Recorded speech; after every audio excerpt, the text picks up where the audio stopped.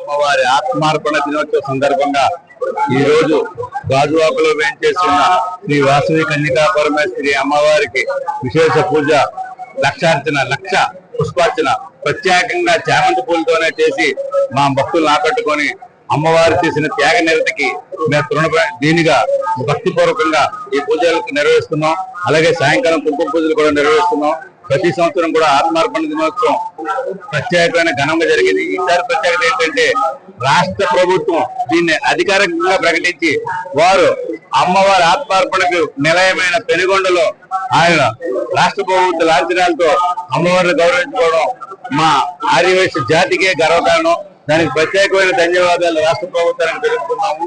అలాగే ఈ అమ్మవారి ఈ పూజల ద్వారా చుట్టుపక్కల ప్రాంతాలే కాక మొత్తం దేశం, యావత్ దేశం కూడా ఆయురారోగ్యేశ్వర్యాలు పొంది అంతా సుఖప్రదంగా గడవాలని సత్సంకల్పంతో ఇంత భారీ ఎత్తున పూజా కార్యక్రమం నిర్వహిస్తున్నాము.